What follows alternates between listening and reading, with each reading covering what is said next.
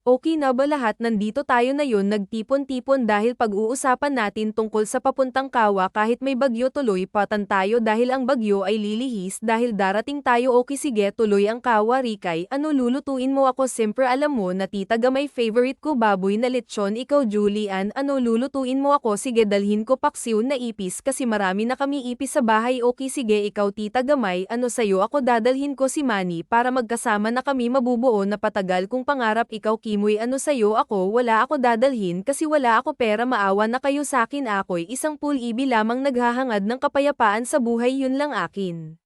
Ikaw ate Noah, ano dadalhin mo? Ako ang dadalhin ko si Joel pauwi dahil pag nalasing si Joel dadalhin ko siya pauwi kaya ang dadalhin ko si Joel. Juvet, ikaw ano dadalhin mo? Siyempre masarap dadalhin ko si Kaspe dahil si Kaspe ang buhay ko, siya lamang ang nasa puso ko, hindi ko siya pababayaan, siya dadalhin ko papunta sa puso ko. Next naman yun ang magandang dalhin. Inggit tuloy ako. Ikaw Dagol, ano dadalhin mo? Ako siyempre pampaligaya natin ang dadalhin ko si Beat Game para mampisa ang laban. Ano kumpleto na ba lahat? Ang dadalhin ang dadahin ni Janjan Coroma, ang dadalhin ni Tating Coroma rin. Aalis na tayo, wala ng oras, game na.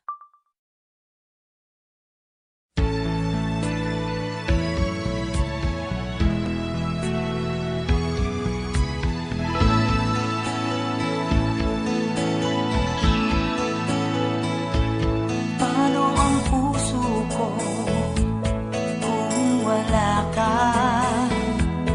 Mangangarap lang ba nag-iisa ang makapiling kay langit sa akin dahil sa pagsuyong naghay sa atin?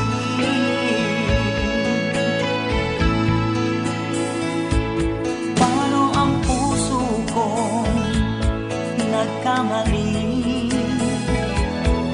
Patatawarin mo kaya muli. Nasa iyo